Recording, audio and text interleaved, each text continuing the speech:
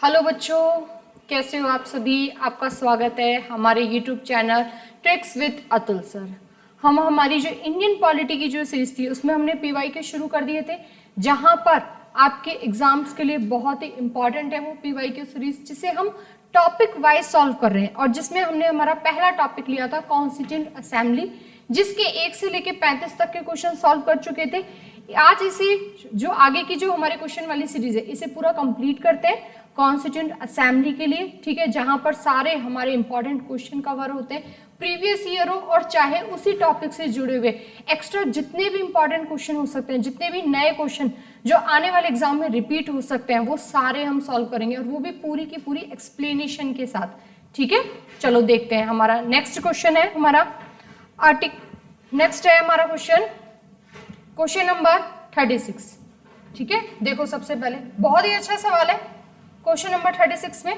देखो क्या पूछा हुआ है यहाँ से, the ceremony that marks the end of Republic Day, यानी कि हमारा जो रिपब्लिक डे है, गणतंत्र दिवस है हमारा, वो एंड होता है तो वो कौन सी सेरेमनी के साथ होता है। ठीक है, तो देखो इसका आंसर रहेगा बीटिंग रिट्रीट।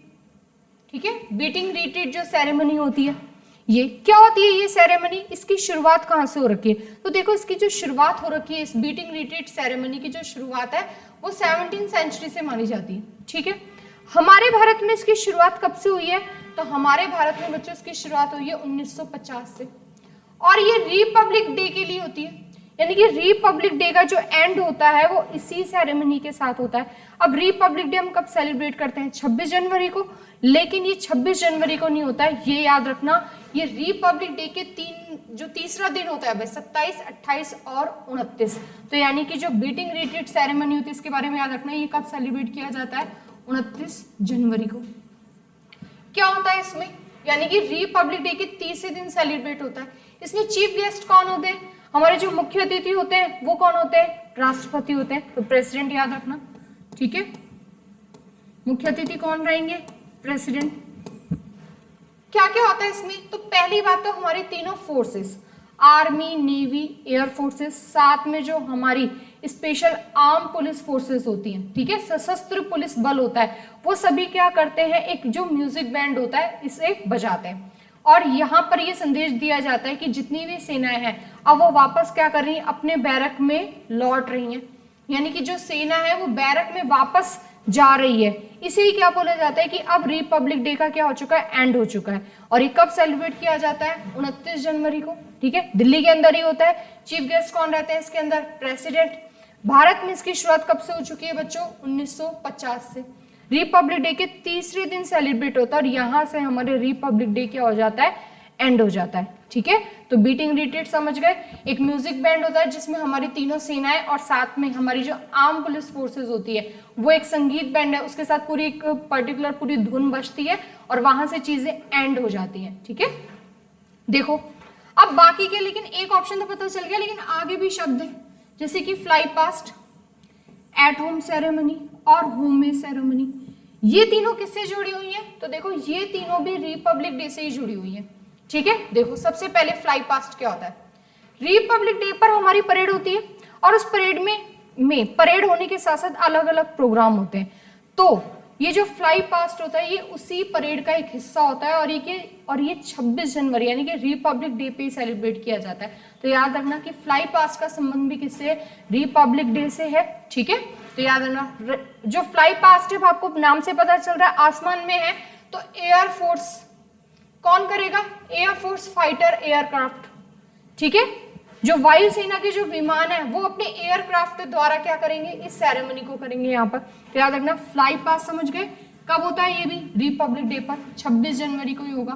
कौन करेंगे, फ्लाई, नाम से पता चल रहा है फ्लाई, तो कौन करेंगे बच्चों, एयरफोर्स। ठीक है, भाई नेवी और आर्मी नहीं होगा, फ्लाई पास्ट कौन करेंगे, एयरफोर्स वाले करेंगे। कब करेंगे, 26 जनवरी को ही करेंगे, रिपब्लिक डे का ही पार्ट है ये। ठीक है, उसके बाद एट होम सेरेमनी क्या होती है, तो देखो 26 जनवरी को हमारे फॉरेन गेस्ट आते हैं। ठीक है, उन्हीं फॉरेन गेस्ट के साथ एक पार्टी होती है जिसमें हमारे प्रधानमंत्री जी, हमारी राष्ट्रपति, ठीक है, हमारे उपराष्ट्रपति और सारे जो इंपॉर्टेंट सारे मिनिस्टर हैं वो सब, और हमारे फॉरेन गेस्ट, वो सब क्या करते हैं, राष्ट्रपति भवन में वहां उनके लिए पूरी की पूरी पार्टी अरेंज होती है। तो उसी पार्टी को क्या कहा जाता है, एट होम सेरेमनी। तो एट होम सेरेमनी भी बच्चों कब होती है, 26 जनवरी को ही होती है, ठीक है, रिपब्लिक डे होती है। तो देखो यहाँ क्वेश्चन में रिपब्लिक डे के बारे में पूछा हुआ है कि रिपब्लिक डे का एंड कौन सी सेरेमनी से हो रहा है, तो एंड तो होता है बीटिंग रिट्रीट से, लेकिन रिपब्लिक डे की ही जो हमारी सेरेमनी है उसमें कौन कौन सी चीजें शामिल है, फ्लाई पास 26 जनवरी को होता है, कौन करेगा, एयर फोर्सेस करेंगे। एट होम सेरेमनी आप समझ ही गए कि राष्ट्रपति, प्रधानमंत्री, हमारे वाइस प्रेसिडेंट, इंपॉर्टेंट मिनिस्टर, ये सब फॉरेन गेस्ट के साथ मिलकर क्या होती है, राष्ट्रपति भवन में पार्टी होती है, जिसे क्या कहा जाता है, एट होम सेरेमनी। तो ये भी रिपब्लिक डे का ही पार्ट है कि रिपब्लिक डे से क्या क्या रिलेट करता है, तो फ्लाई पास भी रिलेट करता है और एट होम सेरेमनी भी करता है। उसके बाद लास्ट है होम में सेरेमनी, ठीक है, श्रद्धांजलि। तो देखो रिपब्लिक डे पर क्या होता है, प्रधानमंत्री द्वारा सबसे पहले जो राष्ट्रीय स्मारक है वहां पर श्रद्धांजलि दी जाती है, जितने भी हमारे जो वीर पुरुष हैं, ठीक है, उन सबको याद किया जाता है, जितने भी हमारे शहीद हैं।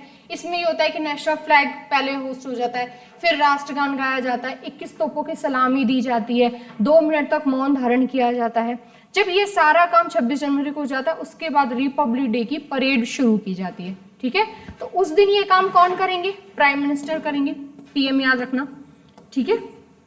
लेकिन क्या ये 26 जनवरी को हो सकता है, तो 26 जनवरी के अलावा और भी जो हमारे राष्ट्रीय स्मारक होते हैं तब भी हो सकती हैं ये चीजें, वहां पर भी हो सकती है और किसी दूसरे दिन भी, लेकिन ये 26 जनवरी से भी रिलेटेड, ठीक है। पहले ये किया जाता है और उसी के बाद रिपब्लिक डे की जो परेड है वो क्या हो जाती है, शुरू हो जाती है। तो यानी कि जो चारों के चारों ऑप्शन है वो जुड़े हुए रिपब्लिक डे से ही है, ठीक है।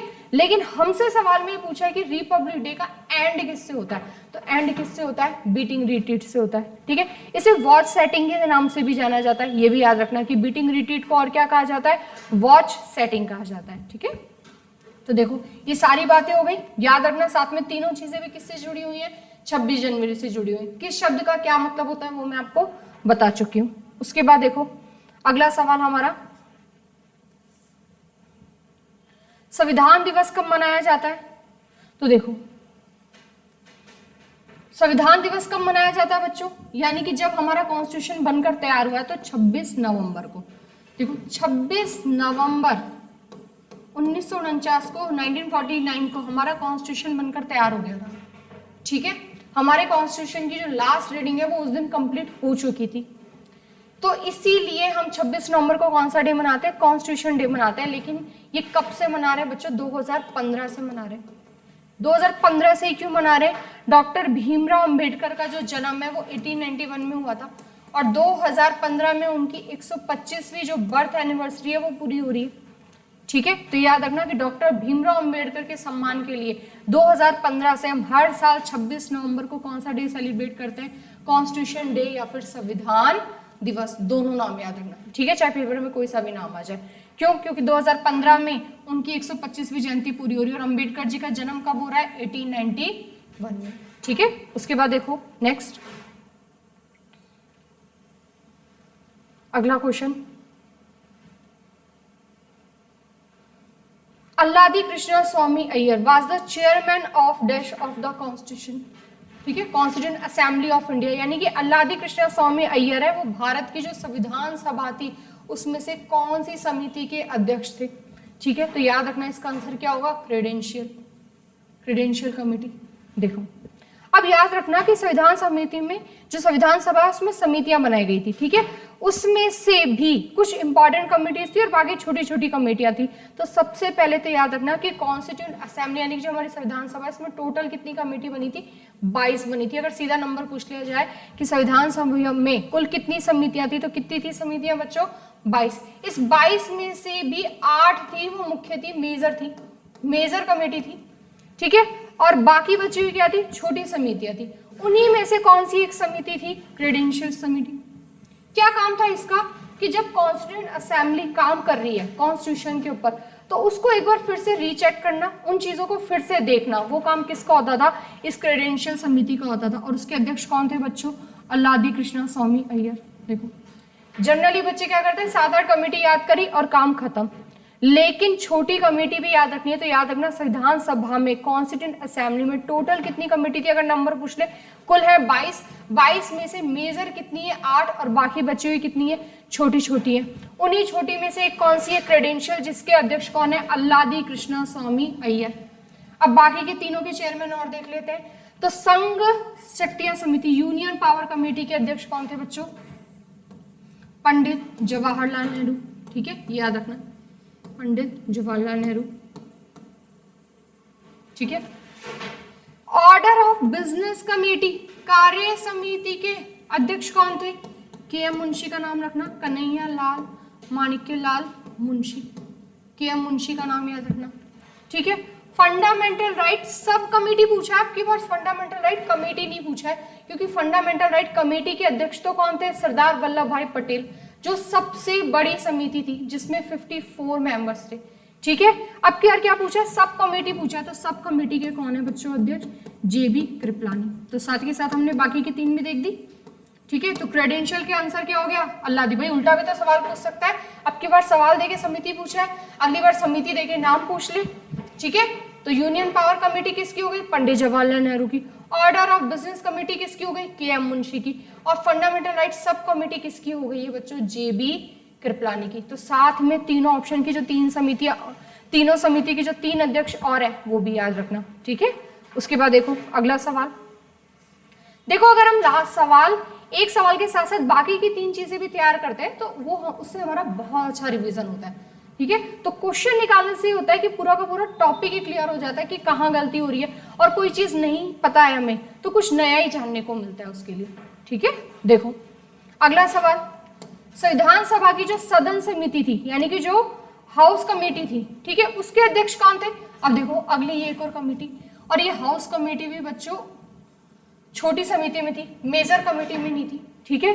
तो ये भी कब का सवाल पूछा है, एसएससी सीजीएल 2022 में पूछा हुआ है। यानी कि हमें जितनी भी 22 समितियां उन सबके नाम देखने पड़ेंगे, सबके अध्यक्ष। खाली 8 जो मेजर कमेटी है उनके नाम याद करने से काम नहीं चलेगा। तो हाउस कमेटी के अध्यक्ष कौन है, पट्टाभी सीतारमैया, ये याद रखना। ठीक है। जेबी कृपलानी मैंने आपको अभी बताया, फंडामेंटल राइट सब कमेटी के अध्यक्ष है। के एम मुंशी अभी देखा हमने, बिजनेस वाली जो कार्य समिति है वो है। ठीक है, ये याद रखना। तो इसका आंसर क्या हो जाएगा, पट्टाभी सीतारमैया। जो हाउस कमेटी है, सदन समिति है, उसके अध्यक्ष कौन थे, पट्टाभी सीतारमैया। जबकि अल्लादी कृष्णा स्वामी अय्यर किसके हो गए, क्रेडेंशियल कमेटी के। उसके बाद देखो अगला सवाल कि मोतीलाल नेहरू और 8 अन्य कांग्रेस नेताओं ने किस वर्ष में भारत के संविधान का जो मसौदा था, यानी कि एक तरह से जो ड्राफ्ट था, उसको तैयार किया था। तो बच्चों 1928 में मोतीलाल नेहरू जी की नेहरू रिपोर्ट आई थी, और उसी में ही पहली बार हमारे कॉन्स्टिट्यूशन का एक कच्चा रूप, ठीक है, एक ड्राफ्ट तैयार किया गया था। तो इसका आंसर क्या हो जाएगा, 1928। और कौन सी रिपोर्ट हो जाएगी, नेहरू रिपोर्ट। किसकी हो जाएगी ये, मोतीलाल नेहरू की। ठीक है, ये याद रखना, 1928 इसका आंसर हो जाएगा। मोतीलाल नेहरू की कौन सी रिपोर्ट हो गई है, नेहरू रिपोर्ट। कितने और 8 कांग्रेस नेताओं के साथ, कितने कांग्रेस नेताओं के साथ मिलकर, तो 8। ठीक है, देखो उसके बाद अगला सवाल,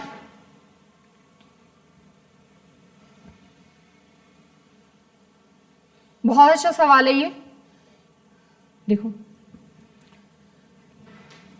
who among the following are the 2 civil servants. ठीक है, ये याद रखना कि 2 सिविल जो सेवक हैं, ठीक है, जिन्होंने किसमें सहायता करी है, हमारी संविधान सभा में। क्या तैयार करने में, भाई संविधान सभा का काम क्या था, कॉन्स्टिट्यूशन बनाना। तो उसमें 2 सिविल सेवक भी थे, 2 सिविल सर्वेंट्स भी थे, जिन्होंने क्या करी, हेल्प। तो वो 2 ही थे। तो एक इंपॉर्टेंट क्वेश्चन ऐसे तैयार होता है, तो वो 2 कौन थे, याद रखना कौन कौन है, एम.एन. राव और एस.एन. मुखर्जी। और एस.एन. मुखर्जी का नाम तो बहुत इंपॉर्टेंट है। ठीक है, तो एम.एन. राव का नाम याद रखना, और कौन हो जाएंगे, एस.एन. मुखर्जी। क्योंकि हमारा जो कॉन्स्टिट्यूएंट असेंबली बनी थी उसके मुख्य प्रारूपकार भी कौन थे बच्चों, एस.एन. मुखर्जी थे। और ये सवाल भी एसएससी में पूछा हुआ है। ठीक है, जो मेन ड्राफ्ट तैयार करने का काम किया था वो किसने किया था, एस.एन. मुखर्जी ने किया था। तो अब से क्या याद रखना है कि अगर सिविल सेवकों का नाम पूछ ले तो ये 2 ही नाम है, बस 2 ही है। तो यहाँ से सवाल बन गया। तो 2 कौन कौन है, एम.एन. राव और एस.एन. मुखर्जी। और एस.एन. मुखर्जी का नाम तो और भी इंपॉर्टेंट है, सिंगल क्वेश्चन भी पूछा हुआ है एस.एन. मुखर्जी से, तो एसएससी ने। ठीक है, देखो उसके बाद अगला सवाल, total number of the constituent assembly was 389। उनमें से प्रिंसली स्टेट यानी कि जो देसी रियासत है वहां से कितने थे, तो इसका आंसर है 93। ठीक है, देखो टोटल बटे हुए कैसे थे, टोटल सीटें कितनी थी, 389 सीट थी। ठीक है, 389 सीट्स थी, 389 को भी दो पार्ट में डिवाइड कर दो। 93 तो कहां से थी बच्चों, प्रिंसली स्टेट यानी कि देसी रियासतों से थी, जो क्या होते थे, नॉमिनेट थे, उनमें से ज्यादा थे। अब 93 घट गए तो कितने बच गए, 296। ये 296 भी दो पार्ट में डिवाइड था। 4 तो क्या हुआ करती थी, चीफ कमिश्नरी थी, और बचा हुआ कहां से थी, 292 सीट्स, ये ब्रिटिश प्रांतों से थी। कहां से थी, ब्रिटिश प्रांत, ब्रिटिश प्रोविंसेस। कहां से, ब्रिटिश प्रोविंसेस, ब्रिटिश प्रांत। 4 सीट किसकी फिक्स थी, चीफ कमिश्नर। चीफ कमिश्नर में कौन कौन थे, नाम याद रखना, दिल्ली, बलूचिस्तान, कुर्ग जो कर्नाटका में है, और अजमेर मेरवाड़ा, अजमेर मेरवाड़ा, इसका नाम याद रखना। ठीक है, दिल्ली, बलूचिस्तान, कुर्ग और अजमेर मेरवाड़ा, ये उस समय 4 क्या हुआ करती थी, चीफ कमिश्नरी थी। बाकी 292 सीटें कहां से थी, ब्रिटिश प्रोविंसेस में थी। और ब्रिटिश प्रोविंसेस में भी सबसे ज्यादा कौन से प्रोविंसेस से थी, तो याद रखना संयुक्त प्रांत से बच्चों 55 सीटें थी। सबसे ज्यादा यूनियन प्रोविंसेस है, जो आज का हमारा यूपी है। ठीक है, तो उस समय का क्या था, वो संयुक्त प्रांत, यूनियन प्रोविंसेस, वहां से सबसे ज्यादा सीटें थी 55। और अगर रियासतों में से पूछ ले कि सबसे ज्यादा कौन से रियासतों से थे, तो मैसूर का नाम याद रखना, 7 मेंबर्स थे वहां से। तो रियासतों में सबसे ज्यादा मैसूर, 7 मेंबर्स। प्रोविंसेस में पूछे तो सबसे ज्यादा यूनियन प्रोविंसेस, संयुक्त प्रांत 55 सीटें। ठीक है, याद रखना। तो इस तरह से चार्ट है, तो ये क्वेश्चन पूछा हुआ है। देसी रियासतों से कितने थे, 93। इलेक्शन कितनी सीटों पर हुआ, तो इलेक्शन कितनी सीटों पर थी, ये 296। इलेक्टेड सीटें कितनी थी, 296। उसमें से भी फिक्स थी 4 तो चीफ कमिश्नरी की थी, और बाकी कहां से थी, ब्रिटिश प्रांतों से थी। उसमें से भी सबसे ज्यादा कहां से, यूनियन प्रोविंसेस से। और रियासतों में सबसे ज्यादा कहां से, मैसूर रियासत से, 7 सदस्य, ये याद रखना। उसके बाद देखो अगला सवाल, ड्राफ्टिंग कमेटी में कितने मेंबर्स थे, तो देखो टोटल 7 थे। 7 कैसे, 1 + 6। एक कौन थे, अध्यक्ष, और अध्यक्ष कौन थे इसके, तो इसका आंसर क्या हो जाएगा, 7। और अध्यक्ष कौन थे बच्चों, भीमराव अंबेडकर। ठीक है, चेयरमैन कौन थे, भीमराव अंबेडकर। तो ड्राफ्टिंग कमेटी के भी नाम भी बता चुके हैं आपको पहले भी कि क्या क्या नाम होते हैं ड्राफ्टिंग कमेटी को। तो इंग्लिश में तो एक ही नाम याद रखना है, ड्राफ्टिंग कमेटी, लेकिन हिंदी वालों को नाम याद रखना है, ड्राफ्टिंग समिति, प्रारूप समिति, मसौदा समिति और पांडुलेखन समिति, ये सारे नाम है। ठीक है, तो ये सवाल पहले भी आ चुका है कि पांडुलेखन समिति के अध्यक्ष कौन है, तो डॉक्टर भीमराव अंबेडकर। इसका मतलब वो क्या पूछ रहा है, ड्राफ्टिंग कमेटी का पूछ रहा है। इस बार क्या सवाल पूछ लिया सीजीएल में कि कुल कितने मेंबर है, तो 7। ठीक है, अध्यक्ष ये, या फिर ये पूछ सकता था अध्यक्ष सहित विद चेयरमैन भी कितने हैं, 7। लेकिन विदाउट चेयरमैन पूछे तो कितने रह जाएंगे बच्चों, 6। ठीक है, ये याद रखना। कब की बनी हुई है हमारी ड्राफ्टिंग कमेटी, तो ये 29 अगस्त 1947 को बनी थी, ये भी डेट याद रखना। और 30 अगस्त को क्या बना दिया गया था, अगले ही दिन डॉक्टर भीमराव अंबेडकर को अध्यक्ष बना दिया गया था। 29 अगस्त को बनी थी, और किसके प्रस्ताव पर, सत्यनारायण सिन्हा। ठीक है, याद रखना, किसके प्रस्ताव पर, सत्यनारायण सिन्हा के प्रस्ताव पर। ठीक है, उसके बाद देखो अगला सवाल,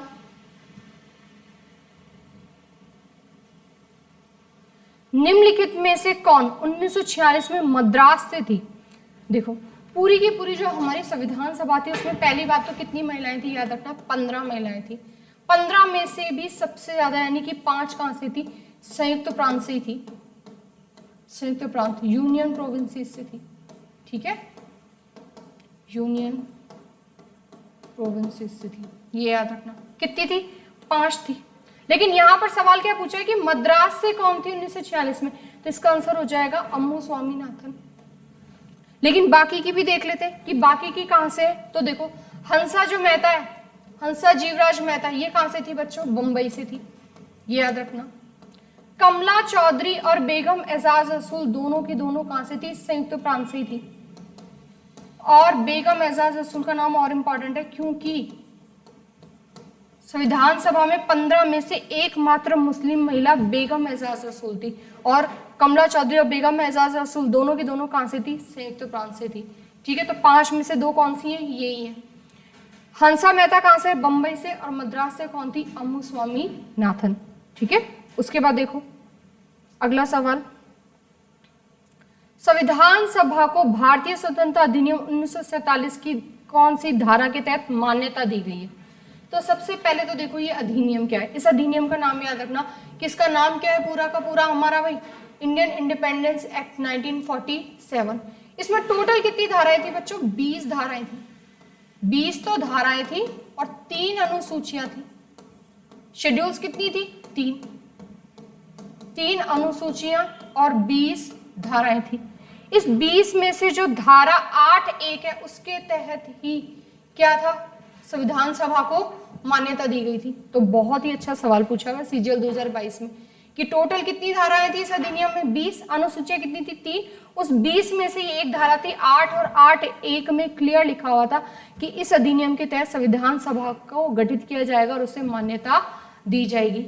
ये भारतीय स्वतंत्रता अधिनियम ब्रिटेन की संसद से पास हो रखा है और इसे शाही स्वीकृति यानी कि रॉयल एसेंट कब मिला हुआ था? इसकी डेट और याद रखना, ये भी पूछा है पेपर में, 18 जुलाई 1947। और ये कहा गया था कि ये जो अधिनियम है इसके सारे के सारे प्रोविजन कब से लागू होंगे? 15 अगस्त से लागू होंगे। और इसी अधिनियम के तहत पहली बार भारत और पाकिस्तान को 2 डोमिनियन स्टेट बनाने की बात की गई थी। ठीक है, तो इसके सारे प्रावधान इस एक्ट के कब से लागू होंगे? 15 अगस्त से। भारत के विभाजन की जो पहली बात है वो कौन से अधिनियम में की गई? तो इस 1947 के अधिनियम में ही की गई है। देखो उससे पहले 1935 का था और 1935 तक अधिनियम शासन अधिनियम थे जो ब्रिटेन की संसद पास तो करके भेजती थी लेकिन भारत पर राज करने के लिए भेजती थी। अब भारत को क्या किया जा रहा है? आजाद किया जा रहा है। ठीक है, तो याद रखना कि ब्रिटेन की संसद से इसको रॉयल असेंट शाही स्वीकृति कब मिली हुई है? ये इंपॉर्टेंट सवाल है। 18 जुलाई 1947 को। ठीक है, कुल कितनी धाराएं? 20 और अनुसूचियां कितनी थी? 3। क्योंकि देखो 3 जून 1947 को माउंटबेटन योजना आई थी जिसे बालकन योजना भी कहते हैं, डिकीवर प्लान भी कहते हैं और जून योजना भी कहते हैं। उसी के तहत कौन सा अधिनियम आया था? हमारा भारतीय स्वतंत्रता अधिनियम 1947। तो बहुत अच्छा सवाल पूछा हुआ है ये। धारा 8(1) के तहत क्या दी गई थी? मान्यता। उसके बाद देखो अगला सवाल, जीवी मावलंकर वाज द चेयरमैन। अब वापस एक और समिति पूछ ली कि जीवी मावलंकर है वो कौन सी समिति के अध्यक्ष रह चुके हैं? तो देखो advisor committee on fundamental rights, minorities and tribal and excluded, ये सारी तो किसके पास थी? सरदार वल्लभ भाई पटेल के पास थी। ठीक है, कमेटी ऑन द फंक्शंस, इसके अध्यक्ष थे GV Mavalankar. Order of business committee में बता चुके कौन थे? के.एम. मुंशी। ठीक है, ad hoc committee on the national flag, राष्ट्रीय ध्वज के लिए जो तदर्थ समिति थी इसके याद रखना डॉक्टर राजेंद्र प्रसाद। ठीक है, तो एक और याद हो गई हमें यहाँ से, डॉक्टर राजेंद्र प्रसाद। जबकि बिजनेस कमेटी का मैं पहले ही बता चुकी हूँ आपको। ठीक है, कौन है? के.एम. मुंशी। के.एम. मुंशी। तो देखो एक और हो गई। और इस फंडामेंटल इस वाले के कौन है? सरदार वल्लभ भाई पटेल। सरदार वल्लभ भाई पटेल। तो जीवी मावलंकर किसके हो गए? इनका पूरा नाम था गणेश वासुदेव मावलंकर। तो जीवी मावलंकर कौन सी कमेटी के? कमेटी ऑन द फंक्शंस, कार्यों की जो समिति बनी हुई थी उसके अध्यक्ष कौन हुए करते थे? जीवी मावलंकर। ये भी सीजीएल 2022 में पूछा हुआ सवाल है। तो इसका मतलब सिर्फ 8 मेजर कमेटी याद करने से काम नहीं चलेगा, बाकी की जो छोटी समितियां हैं भाई टोटल कितनी है? 22 में से 8 मेजर थी और बाकी छोटी थी। तो उन छोटी में से ही सवाल पूछे क्योंकि बच्चे 8 मेजर याद कर देते हैं। ठीक है, उसके बाद देखो अगला सवाल,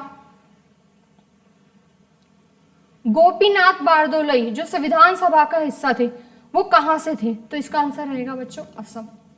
ठीक है, देखो 1937 में जो प्रांतीय विधानमंडल थे, जो प्रोविंसेस लेजिस्लेचर थी, उसमें पहली बार चुनाव किए गए थे। तो वहां पर भी असम से कौन थे? गोपीनाथ बारदोलई। और इन्हीं गोपीनाथ बारदोलई में बाद में संविधान सभा में भी हिस्सा लिया। तो याद रखना ये इंपॉर्टेंट पर्सनैलिटी है यहाँ पर। तो गोपीनाथ बारदोलई कहां से हिस्सा हुआ करते थे? असम से। ठीक है, उसके बाद देखो अगला सवाल,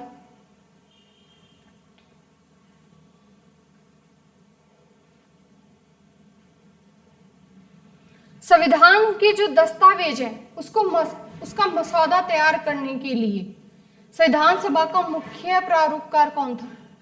ठीक है, ड्राफ्टेड द कॉन्स्टिट्यूशन डॉक्यूमेंट।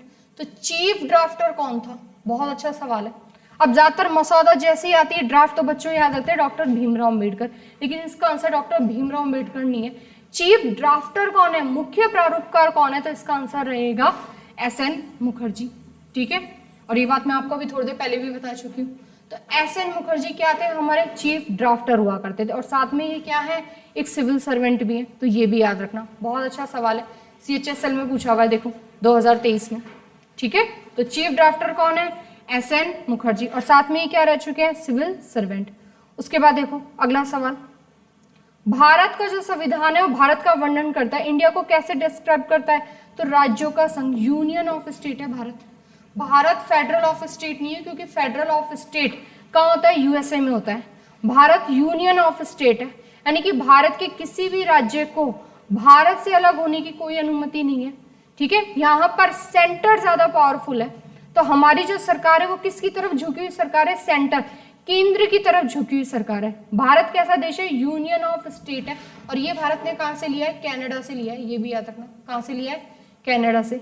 जबकि भारत को क्वासी फेडरल स्टेट भी कहा जाता है। ठीक है, क्या कहा जाता है? Quasi federal state. ठीक है, क्वासी फेडरल स्टेट अगर डायरेक्ट पूछे कि किसने कहा, तो केसी वियर का नाम याद रखना है। सीधा सवाल आए कि केसी वियर के अनुसार भारत कैसा है, तो भारत क्वासी फेडरल है। या फिर ये पूछा जाए कि क्वासी फेडरल किसने कहा, तब आंसर करना है केसी वियर। सीधा सीधा पूछा है कि भारत कैसा है, तो भारत यूनियन ऑफ स्टेट है। ठीक है, भारत स्वतंत्र राज्यों का कोई संघ, इंडिपेंडेंट स्टेट नहीं है भारत में। कोई भी भारत का जो राज्य है वो भारत से अलग नहीं हो सकता है, याद रखना। तो भारत कैसा है? राज्यों का संघ, यूनियन ऑफ स्टेट। ये बात हम आर्टिकल 1 में पढ़ेंगे। ठीक है, तो देखो हमारी जो YouTube चैनल है इस पे PYQ सीरीज तो शुरू हो ही चुकी है हमारे एग्जाम्स के लिए इंपॉर्टेंट। उससे पहले हमने थ्योरी क्लासेस भी शुरू कर दी है, जहां पर हमारा जल्दी अगला टॉपिक भी आएगा गवर्नमेंट वाला, जहां हम पढ़ेंगे कि जो हमारे यहाँ पर इंडियन कॉन्स्टिट्यूशन के फीचर्स कैसे हैं, फेडरल फीचर्स, संघात्मक विशेषताएं कैसी है, यूनिटरी फीचर्स, एकात्मक विशेषताएं कैसी है, भारत में कैसी सरकार है, भारत में सरकार के कौन कौन से टाइप है। उसके बाद से फिर हमारे आर्टिकल शुरू हो जाएंगे। ठीक है, तो वो सारी क्लासेस की भी हमारी अलग से प्लेलिस्ट बनी हुई है, जहां पर मैंने कॉन्स्टिट्यूएंट असेंबली से पूरा पढ़ा रखा है, और पहले टॉपिक के आज हम क्या कर रहे हैं, यहाँ पर क्वेश्चन सॉल्व कर रहे हैं। ठीक है, तो याद रखना भारत क्या यूनियन ऑफ स्टेट, और ये बात हम आर्टिकल 1 में पढ़ेंगे। कहां से लिया गया? कनाडा से, जबकि भारत क्वासी फेडरल है, किसके अकॉर्डिंग? केसी वियर के अकॉर्डिंग। ठीक है, उसके बाद देखो अगला सवाल, संविधान सभा के लिए जो गठित मंत्रियों के दल की अध्यक्षता किसने की है? यानी कि अगर पूछा जाए who headed the group of ministers, group of ministers. ठीक है, तो इसका आंसर रहेगा सरदार वल्लभ भाई पटेल।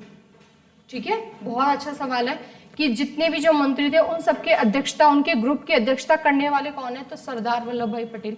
ठीक है, देखो अच्छे सवाल पूछे हुए यहाँ से, RPF SI का आया हुआ सवाल है। ग्रुप ऑफ मिनिस्टर्स के हेड कौन रह चुके हैं? सरदार वल्लभ भाई पटेल। जबकि KM मुंशी हम देख चुके हैं, किसके थे? Business committee. जवाहरलाल नेहरू की देख चुके हैं हम, यूनियन पावर कमेटी और यूनियन कॉन्स्टिट्यूशन कमेटी। और भीमराव अंबेडकर का नाम तो हम देख ही चुके हैं ड्राफ्टिंग कमेटी के अंदर। ठीक है बच्चों, उसके बाद देखो बच्चों हमारा अगला सवाल। ठीक है, देखो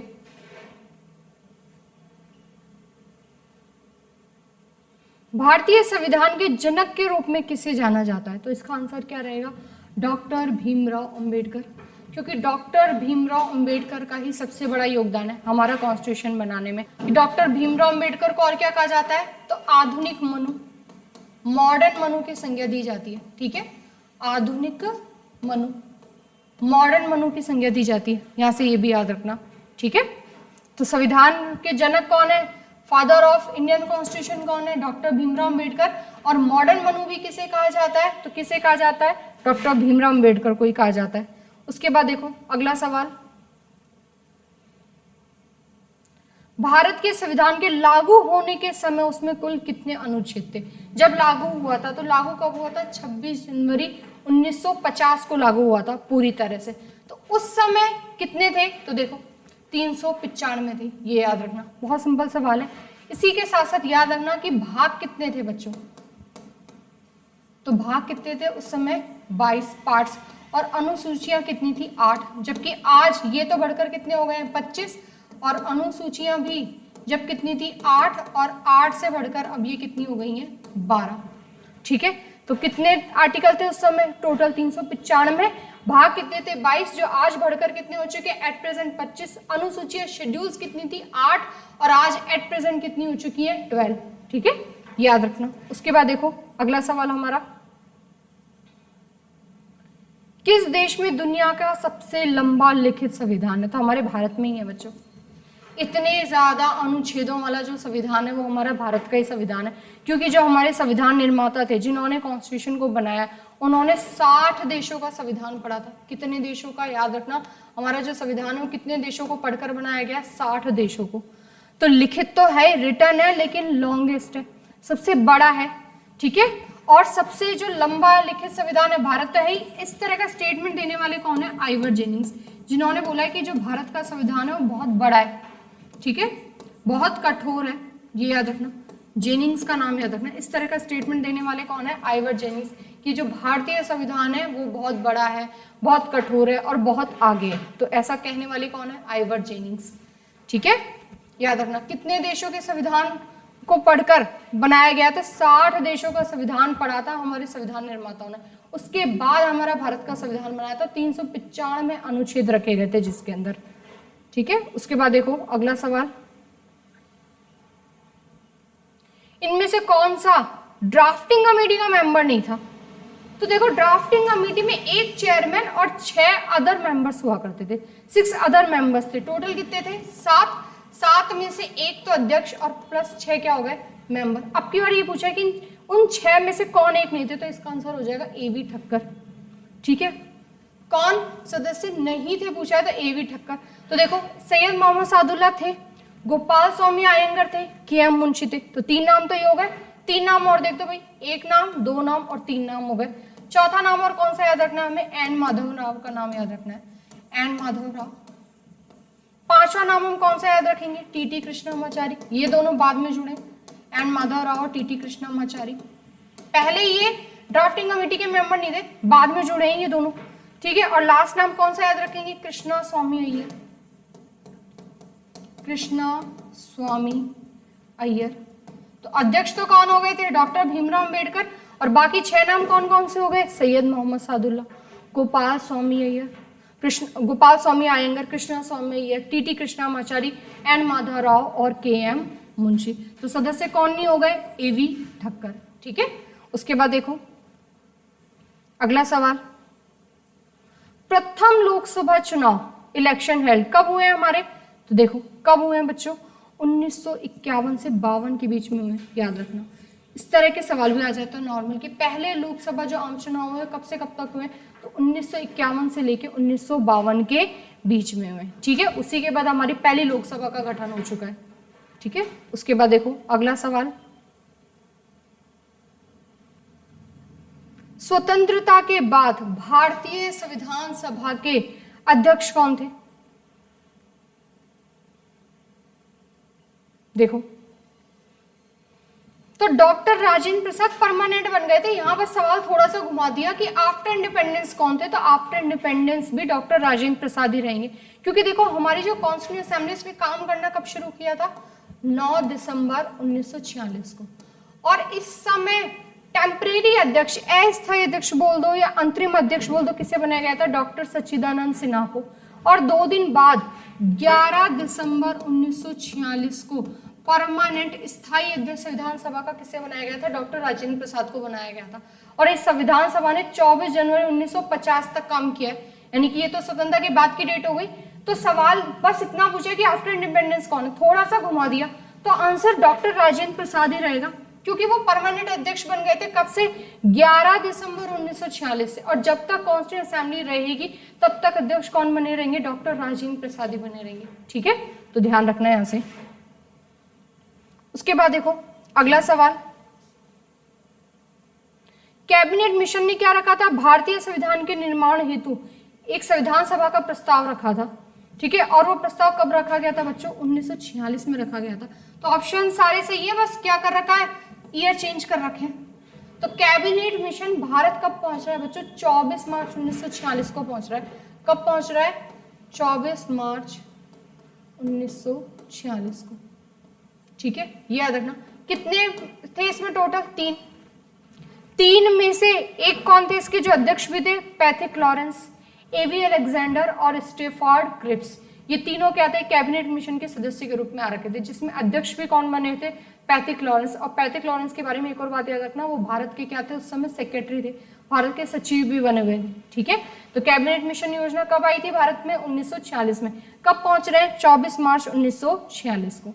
उसके बाद देखो अगला सवाल, भारत का संविधान है वो किस वर्ष से लागू हुआ था? तो देखो भारत का संविधान है वो बच्चों 1950 यानी कि 26 जनवरी 1950 से पूर्णतः लागू हो गया था, जबकि बनकर कब तैयार हो गया था? 26 नवंबर 1949 को। लेकिन इस दिन से मात्र 15 आर्टिकल ही लागू हुए थे। पूरा कंप्लीटली कब लागू हुआ था? 26 जनवरी 1950 को। ठीक है, उसके बाद देखो अगला सवाल,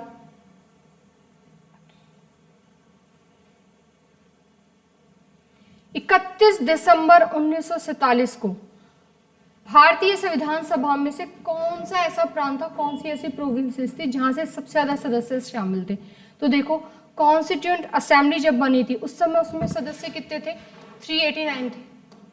ठीक है, लेकिन ये तो कब की बात हो रही है? 1946 की बात हो रही है।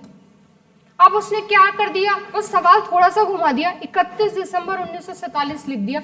तो बच्चों अभी भी सबसे ज्यादा कहां से थे? संयुक्त प्रांत से ही थे, यूनाइटेड प्रोविंसेस से थे।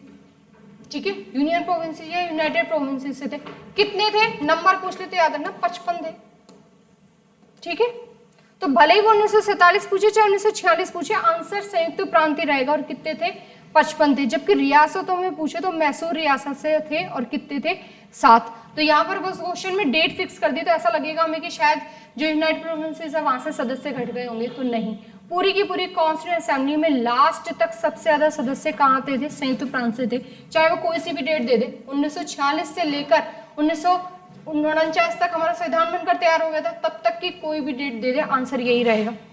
ठीक है, संयुक्त प्रांत। कितनी सीटें थी? 55 सीटें थी। उसके बाद देखो अगला सवाल,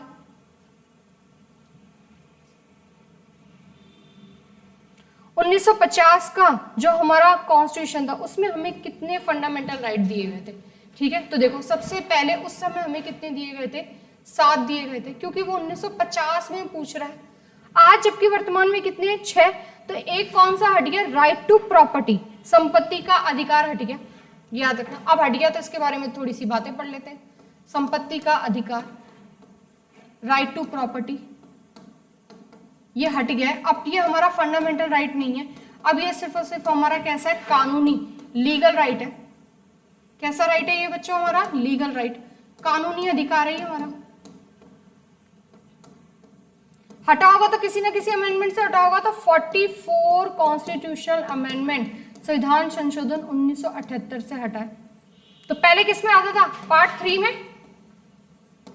अब हट गया तो कहीं ना कहीं तो शिफ्ट हो गया होगा, तो कहां शिफ्ट हो गया? पार्ट 12 में। ठीक है, पहले कौन से आर्टिकल में आता था? 31 में, और आर्टिकल 19 1 और 1 का भी F, इन दोनों में संपत्ति के अधिकार की बात हो रखी थी। ये दोनों आर्टिकल 44 अमेंडमेंट से हट गए। तो पार्ट 3 से हटके तो कहां चला गया? पार्ट 12 में। तो अब आर्टिकल वहां से हटा तो किसी ना किसी आर्टिकल में भी गया होगा, तो आर्टिकल 300A में। कहां चला गया? 300A में चला गया ये। ठीक है, ये याद रखना। कौन सा अमेंडमेंट से? 44। और जब संपत्ति का अधिकार हटा उस समय भारत के जो प्रधानमंत्री है वो कौन थे? उनका नाम भी याद रखना, मोरारजी देसाई। जनता पार्टी से थे ये, मोरारजी देसाई। ठीक है, यानी कि 1978 में कौन बने हुए हैं प्रधानमंत्री? मोरारजी देसाई। इस तरह के सवाल भी एसएससी में पूछे हैं कि संपत्ति के अधिकार हटने के समय भारत के प्रधानमंत्री कौन थे, यानी कि सीधा पूछा 1978 में प्राइम मिनिस्टर कौन थे, तो मोरारजी देसाई का नाम याद रखना। ठीक है, और राष्ट्रपति पूछ ले तो नीलम संजीव रेड्डी का नाम याद रखना। ठीक है, तो संपत्ति के अधिकार की हमने सारी बात कर ली। हट गया कौन सा अमेंडमेंट से, कहां शिफ्ट हो गया? तो उस समय कितने थे? 7, जबकि आज घटकर कितने रह गए? 6 ही रह गए एट प्रेजेंट वर्तमान में। मौलिक अधिकार, मौलिक अधिकारों की बात कांग्रेस के कौन से अधिवेशन में हुई है? तो याद रखना 1931 का अधिवेशन याद रखना। कौन सा अधिवेशन? 1931। और 19 का अधिवेशन हुआ है कराची में। 1931 के कराची सेशन में जो कांग्रेस का सेशन हुआ था, इसमें पहली बार फंडामेंटल राइट की बात की गई थी और इसके अध्यक्ष थे सरदार वल्लभ भाई पटेल। ये जो कराची अधिवेशन हुआ था ना, इसके भी अध्यक्ष कौन थे? सरदार वल्लभ भाई पटेल। तो इस तरह के भी सवाल पूछे हुए कि फंडामेंटल राइट की बात कांग्रेस के कौन से सेशन में हुई है? तो 1931 कराची सेशन, और अध्यक्ष कौन थे उस समय उसके, इस कराची सेशन के? सरदार वल्लभ भाई पटेल। और उस समय ये कहा गया था कि हम जब भी लोगों को मौलिक अधिकार देंगे तो कितने देंगे? 8। ये नंबर और याद रखना। और इससे पहले भी कहीं और बात हो चुकी है। तो देखो, कॉन्स्टिट्यूशन का, संविधान का एक कच्चा प्रारूप, एक जो वैसे कच्चा जो ड्राफ्ट है वो बनकर तैयार हो गया था 1928। तो 1928 की नेहरू रिपोर्ट और 1931 का कराची सेशन, दोनों में ही फंडामेंटल राइट की बात हो चुकी है। ठीक है, जबकि फंडामेंटल राइट जब कॉन्स्टिट्यूशन असेंबली में बने हैं उस समय उसकी समिति के अध्यक्ष भी कौन थे? सरदार वल्लभ भाई पटेल थे, और सबसे बड़ी समिति थी वो।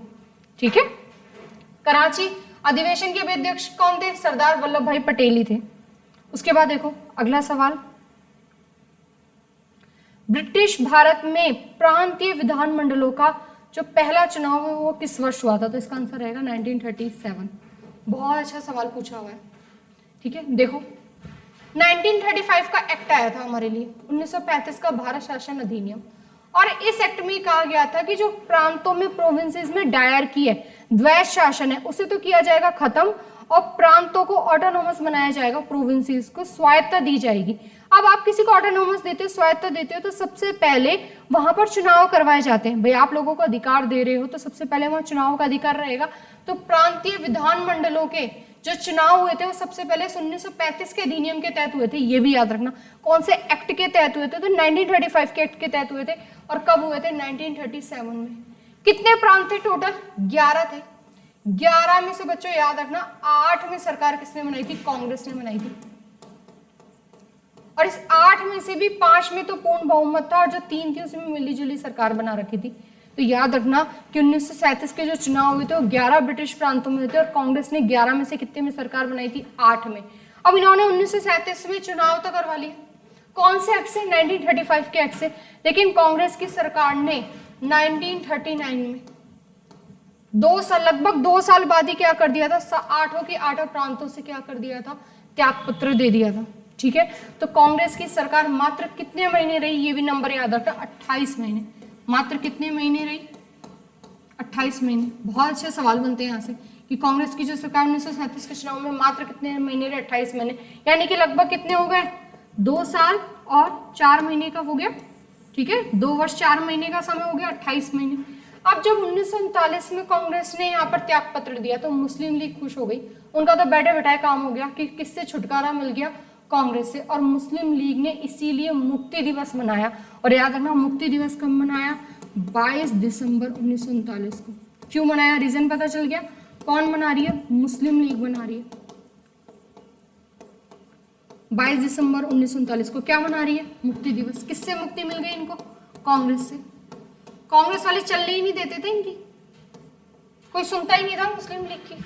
जिन्ना की कोई बात ही नहीं सुन रहा है, गांधी जी सबसे आगे खड़े रहते थे। ठीक है, तो याद रखना विधानमंडलों का पहला चुनाव कब हो रहा है? 1937 में, क्योंकि 1935 के एक्ट में क्लियर कहा गया था कि प्रोविंसेस को ऑटोनोमस दे दो। ठीक है, प्रांतों को स्वायत्तता दे दो, इनकी जो डायरेक्ट है उसको खत्म करो।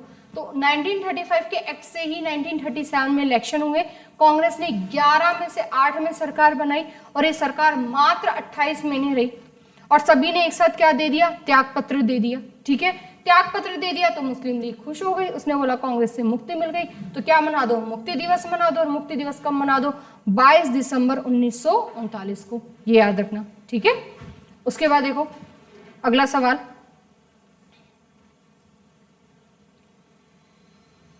नाइनटीन 46 में संविधान सभा का वाइस प्रेसिडेंट किसे बनाया गया था? देखो 1946 में जो भाई संविधान सभा कब से शुरू हो रही है? 9 दिसंबर से। लेकिन तब अध्यक्ष किसे बनाया गया था? सच्चिदानंद सिन्हा। परमानेंट किसे बना दिया था 11 दिसंबर को? डॉक्टर राजेंद्र प्रसाद। लेकिन अब की और सवाल में वाइस प्रेसिडेंट पूछा हुआ है, तो 1946 में जो वाइस प्रेसिडेंट बनाया गया था वो एच.सी. मुखर्जी को बनाया गया था। अब यहाँ से एक और बात याद रखना, जो वाइस प्रेसिडेंट है वो 2 थे। ठीक है, दो में से जो 1946 में बने थे वो थे एस.सी. मुखर्जी, और जो 1947 में बने थे वो थे वी.टी. कृष्णमाचारी। ये 1947 में बने थे। अगर पूछ लेता कि 1947 में उपाध्यक्ष कौन बने, तब आंसर क्या हो जाता, वी.टी. कृष्णमाचारी। लेकिन 1946 में क्लियर पूछा है, कंफ्यूज होने की जरूरत ही नहीं है, तो आंसर क्या रहेगा, एस.सी. मुखर्जी। या फिर सवाल ऐसे आ जाता है कि संविधान सभा के वाइस प्रेसिडेंट कौन थे, और एस.सी. मुखर्जी का नाम ही नहीं है, तब आंसर हमें क्या करना है, वी.टी. कृष्णमाचारी। लेकिन यहाँ ईयर देकर फिक्स सवाल पूछा हुआ, तो आंसर क्या रहेगा, एस.सी. मुखर्जी। तो दो उपाध्यक्ष थे, एक 1946 में बने और दूसरे कब बने थे, 1947 में। तो दूसरे का नाम भी याद रखना है, वी.टी. कृष्णमाचारी। ठीक है, देखो उसके बाद देखो बच्चों, उसके बाद अगला सवाल, ठीक है, देखो पहली बार किसी भारतीय मुख्यमंत्री ने स्वतंत्रता दिवस पर क्या करा था, झंडा फहराया था। तो बहुत अच्छा सवाल है ये भी, कि पहली बात तो देखो स्वतंत्रता दिवस हम कब मनाते हैं, इंडिपेंडेंस डे 15 अगस्त को मनाते हैं, और प्राइम मिनिस्टर क्या करते हैं, झंडा फहराते हैं। लेकिन पहली बार ऐसा हुआ 1974 में। कौन सी डेट याद रखोगे, 15 अगस्त 1974। 1974 में जो तमिलनाडु के मुख्यमंत्री हुआ करते थे, करुणानिधि, नाम याद रखना उनका, भाई अगली बार नाम पूछ ले पेपर में, तो करुणानिधि कहां से है ये, तमिलनाडु से। तो इन्होंने चेन्नई से पहली बार क्या करा था, झंडा फहराया था बाकायदा इन्होंने। उस भाई 1974 में पीएम कौन है, इंदिरा गांधी, ठीक है, इंदिरा गांधी है 1974 में।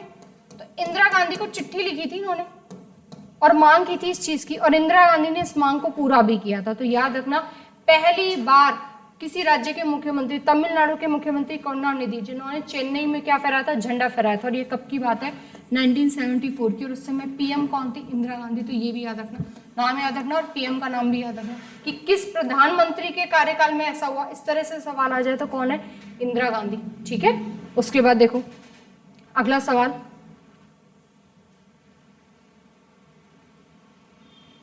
9 दिसंबर 1946 को संविधान सभा की प्रथम बैठक के अध्यक्ष कौन थे। अब पहले क्लियर डेट पूछिए बच्चों, 9 दिसंबर, तो सीधा आंसर क्या रहेगा, डॉक्टर सच्चिदानंद सिन्हा।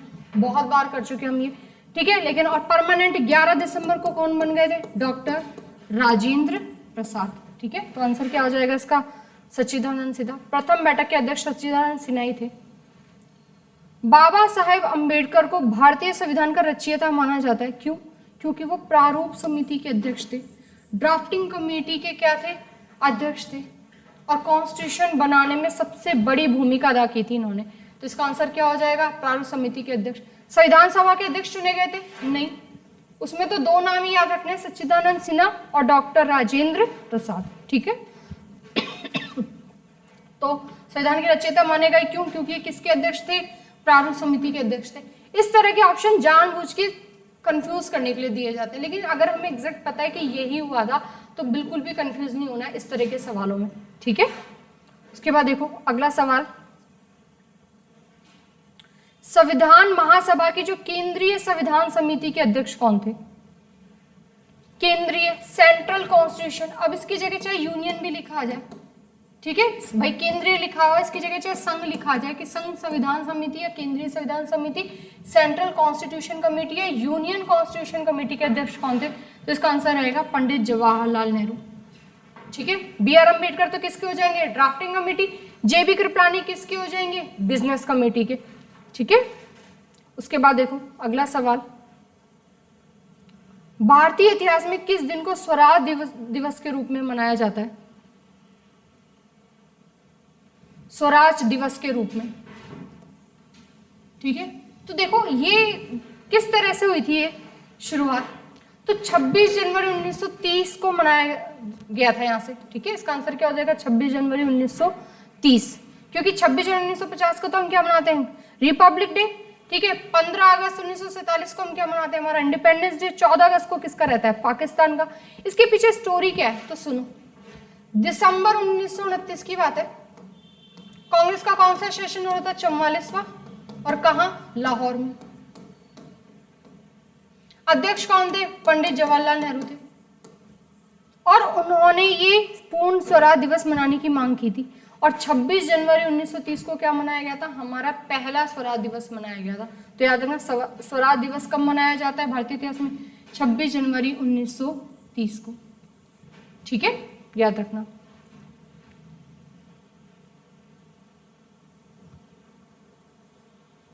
उसके बाद अगला सवाल, संविधान सभा में सदस्यों की संख्या कुल कितनी थी? 389। इसमें से रियासतों के प्रतिनिधि कितने थे? 93। ये सवाल कर चुके हैं सीजीएल में, 2021 में भी देखो रिपीट हो चुके, तो कुछ सवाल 21 में और 22 में वापस रिपीट हो चुके हैं। ठीक है, तो कितने थे? 389 में से 93। बाकी पूरा चार्ट मैं आपको बता चुकी हूँ। उसके बाद देखो, संविधान सभा का 10वां अधिवेशन कब हुआ था? अब ये बिल्कुल अंदर से पूछे हुए सवाल है। तो देखो, पहली बात तो कॉन्स्टिट्यूएंट असेंबली के टोटल 12 सेशन थे। कितने थे? 12। लेकिन कॉन्स्टिट्यूशन बनकर कब तैयार हो गया था? 26 नवंबर 1949। और इस दिन तक कितने सेशन कंप्लीट हो चुके थे? 11। तो ये 12वां कब आया? 24 जनवरी को आया, 24 जनवरी 1950 को। ठीक है, 12वां सेशन। और 26 नवंबर 1949 तक हमारे क्या हो चुके थे? 11वां सेशन पूरे हो चुके थे। जबकि ये वाला जो 11वां सेशन है ये शुरू कब हुआ था? तो बच्चों 14 नवंबर को हुआ था। तो याद रखना, जो हमारा 11वां सेशन है 14 नवंबर से लेकर 26 नवंबर तक चला है। यहाँ क्या पूछ लिया हमसे? बीच में से 10वां पूछ लिया, तो इसका आंसर रहेगा 6 से 17 अक्टूबर 1949। पहला पूछ ले, अगर पहला पूछ ले तो याद रखना पहला कब से कब तक चला है? 9 दिसंबर से लेके 23 दिसंबर 1946 तक हमारा क्या चला है? पहला सेशन। कुल कितने हुए हैं? 12। लेकिन अगर वो पूछे कब तक, तो 24 जनवरी तक। 11 हुए थे, तो 11 कब तक? 26 नवंबर तक। तो 11वां कब से कब तक चला था? 14 से लेकर 26 नवंबर 1949। 10वां कब चला? 6 से 17 अक्टूबर 1949। और पहला भी इंपॉर्टेंट है, पहला कब से कब तक? 9 से लेकर 23 दिसंबर 1946 तक। ठीक है, देखो सीजीएल में पूछा हुआ अच्छा सवाल है 2022 में। उसके बाद देखो अगला सवाल, भारतीय संविधान के सदस्यों ने भारत के संविधान पर हस्ताक्षर किए थे। तो पहली बात तो कितने मेंबर्स ने साइन किए थे? अगर साइन की बात हो रही है तो टोटल 284 मेंबर्स ने साइन किए थे। इस 284 में से भी 8 क्या थी? महिलाएं थी। ठीक है, तो कब किए थे साइन? 24 जनवरी को किए थे। 24 जनवरी 1950 को टोटल 284 मेंबर्स ने साइन किए, जिसमें से महिलाएं कितनी? 8 में से भी, ये 284 में से भी पहला साइन किसका माना जाता है? फर्स्ट साइन किसका माना जाता है? पंडित जवाहरलाल नेहरू का माना जाता है। ठीक है, और लास्ट साइन किसका माना जाता है? Doctor Rajendra Prasad. Last sign किसने किया था बच्चों? डॉक्टर राजेंद्र प्रसाद ने किया था। ठीक है, जबकि पहला साइन किसने किया था? पंडित जवाहरलाल नेहरू ने। कितनी महिलाओं ने साइन किया था? तो 8 ने किया था। टोटल कितने मेंबर्स ने किया था? 284। और कब किया था? 24 जनवरी 1950 को किया था। ठीक है, ये भी याद रखना। उसके बाद देखो हमारा अगला सवाल सीपीओ में पूछा हुआ है, बहुत इजी क्वेश्चन है कि 1946 में संविधान सभा के अंतरिम अध्यक्ष कौन थे? अब सीधा सिर्फ एक शब्द दिया है, अंतरिम अध्यक्ष।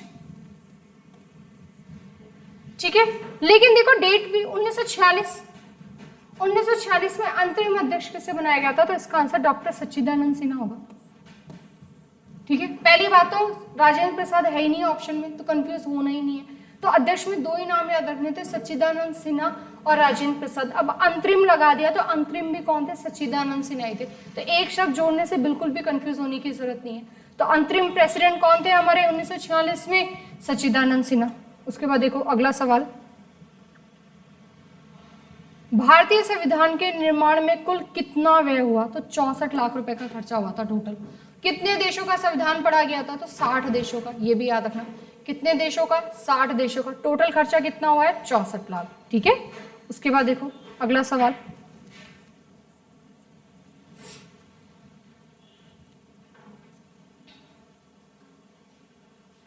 After how many years of debate the constitution of India was sign?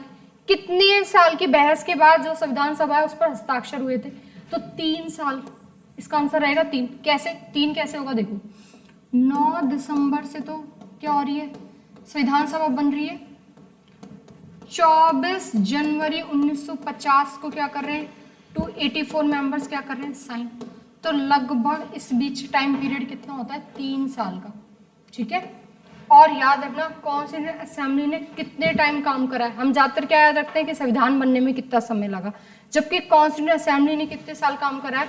तो 3 साल 1 महीना और 16 दिन। तो यहाँ पर तो क्लियर पूछा है कि हस्ताक्षर है वो कितने वर्ष में किए गए? तो बच्चे ज्यादातर 2 करके आएंगे, लेकिन 2 नहीं करना है। यहाँ पर आंसर क्या रहेगा 3, और 3 क्यों रहेगा ये रीजन मैं आपको बता चुकी हूँ। 3 साल 1 महीना और 16 दिन संविधान सभा ने काम किया था, ठीक है। तो याद रखना, सिर्फ कॉन्स्टिट्यूशन बनने की डेट जो टाइम पीरियड है वो याद नहीं रखना, साथ में कॉन्स्टिट्यूंट असेंबली का भी टाइम पीरियड याद रखना है, ठीक है। तो और किस दिन किया था, 24 जनवरी को किया था। तो 9 दिसंबर से लेकर 24 जनवरी तक कॉन्स्टिट्यूंट असेंबली काम कर रही है, और कितने दिन के लिए काम कर रही है, इतने दिन के लिए। तो आंसर क्या हो जाएगा इसका बच्चों 3, 2 बिल्कुल भी नहीं होगा इसका आंसर, ठीक है। उसके बाद देखो अगला सवाल,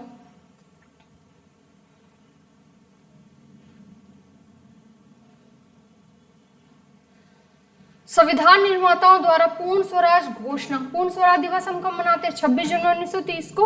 उसी के लिए 26 जनवरी तक का हमने वेट करा था 1950 में, क्योंकि कॉन्स्टिट्यूशन बनकर तो 1949 में कंप्लीट हो चुका था, तैयार हो चुका था। तो हमने 2 महीने का और इंतजार क्यों करा, क्योंकि 26 जनवरी 1930 को हमने हमारा पहला पूर्ण स्वराज दिवस मनाया गया था, ठीक है। देखो हर वर्ष 26 जनवरी को गणतंत्र दिवस मनाने का निर्णय लिया था। तो ये पूछा पूर्ण स्वराज की घोषणा कब की गई थी, तो 26 जनवरी 1930 रहेगा इसका आंसर, ठीक है। क्योंकि 1938 में कांग्रेस का लाहौर सेशन हुआ था, वहां पर इसकी मांग की थी पंडित जवाहरलाल नेहरू ने। अगला सवाल देखो, मूल संविधान में कितने आर्टिकल थे भाई, ओरिजिनल कॉन्स्टिट्यूशन में 395, जो कितने पार्ट्स में बटा हुआ था, 22 में। जबकि आज इनकी संख्या बढ़कर कितनी हो गई बच्चों, वर्तमान में 25, ठीक है। उसके बाद देखो अगला सवाल, जब कैबिनेट मिशन ने भारत का क्या किया था, दौरा किया था, तब व्यापार मंडल के अध्यक्ष कौन हुआ करते थे, ठीक है। तो देखो यहां से व्यापार मंडल के अध्यक्ष कौन हो जाएंगे, स्टीफर्ड क्रिप्स का नाम याद रखना है। देखो कैबिनेट मिशन भारत कब पहुंच रहा है, सुनो, दौरा करने कब आ रहा है, 24 मार्च 1946 को भारत पहुंच रहा है। कितने सदस्य आ रहे हैं टोटल, 3, ठीक है। अब 3 में से देखो वेवल उस समय पे क्या है बच्चों, वायसराय है, जब कैबिनेट मिशन आ रहा है 1946 में। अध्यक्ष कौन है, पैथिक लॉरेंस। पैथिक लॉरेंस अध्यक्ष तो है ही, साथ में भारत के सचिव भी हैं, इंडियन सेक्रेटरी भी हैं। अब यहाँ पर तो क्या पूछा है, व्यापार मंडल का अध्यक्ष पूछा, तो कौन है, स्टीफर्ड क्रिप्स। अब बच गए एवी अलेक्जेंडर, तीसरे सदस्य तो यही थे, तो साथ में ये भी याद रखो, नौसेना के मंत्री थे ये, नेवी के मिनिस्टर, नौसेना मंत्री थे। भाई व्यापार मंडल पूछ सकता है, दिल्ली कांस्टेबल में पूछा अच्छा सवाल है, व्यापार मंडल पूछ लिया, तो नौसेना का मंत्री भी पूछ सकता है। तो आंसर क्या हो जाएगा, एवी अलेक्जेंडर। पैथिक लॉरेंस क्या थे, अध्यक्ष भी थे और सचिव भी थे।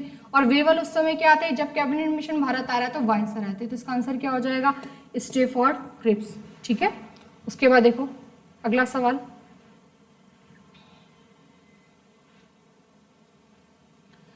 उन्नीस में जो भारत में कैबिनेट मिशन पूछा हुआ है उसके सचिव और सदस्य कौन हो गए, तो अगला सवाल तो यही हो गया, इसका आंसर क्या हो जाएगा, पैथिक लॉरेंस, क्योंकि स्टीफर्ड क्रिप्स तो व्यापार मंडल के हो गए, ठीक है।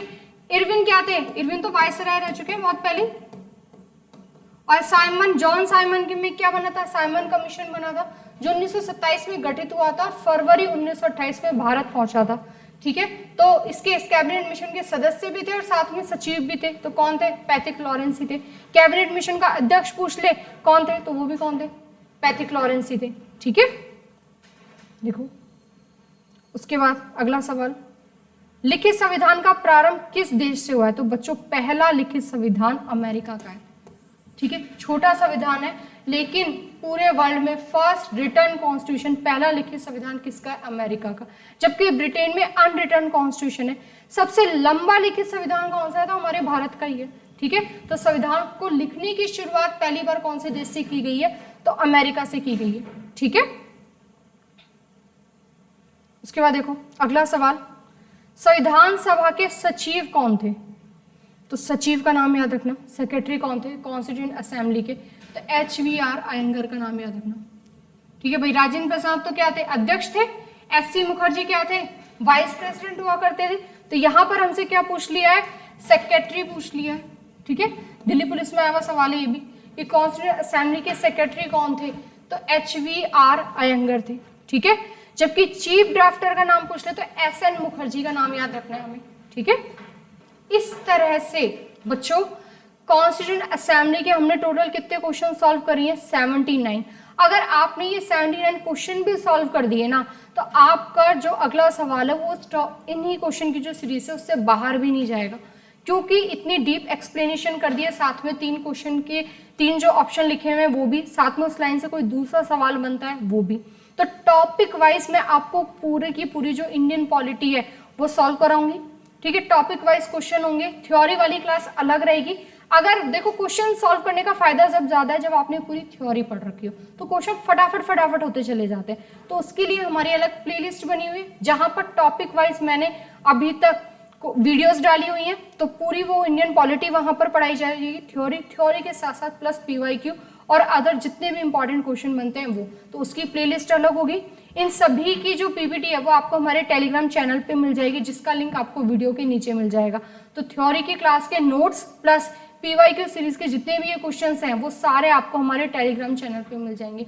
इंडियन हिस्ट्री की क्लासेस भी हम शुरू कर चुके हैं, जहां पर मैं मध्यकालीन इतिहास करा चुकी हूँ, जहां पर रजिया सुल्तान तक पढ़ा चुकी हूँ। तो अगली जो अब हमारी होगी उसके आगे थ्योरी की क्लास भी हो जाएगी, और साथ में जैसे हम इंडियन पॉलिटी के क्वेश्चन सॉल्व कर रहे हैं ऐसे ही इंडियन हिस्ट्री के भी क्वेश्चन सॉल्व करेंगे, चाहे एसएससी के किसी भी एग्जाम में पूछा हो, दिल्ली पुलिस में पूछा हो, रेलवे में पूछा हो। हमें तो अगर एक टॉपिक हमने पढ़ दिया तो उस तक के जितने भी इंपॉर्टेंट क्वेश्चन बनते हैं वो क्वेश्चन निकाल देने, क्या पता अगले पेपर जो हमारा है उसमें वहीं से ही सवाल हो जाए। तो अगर 79 क्वेश्चन अगर कोई कर लेता है कॉन्स्टिट्यूएंट असेंबली के, तो फिर मुझे नहीं लगता कि उस बच्चे को इस टॉपिक में कोई दिक्कत आएगी, ठीक है। तो ऐसे ही आप हमारी सारी वीडियोस देखना प्लेलिस्ट में जाकर, जहाँ थ्योरी की क्लास भी है और पीवाईक्यू भी, ठीक है बच्चों। आगे से हम फिर से हमारे नेक्स्ट टॉपिक के साथ कंटिन्यू करेंगे। Thank you.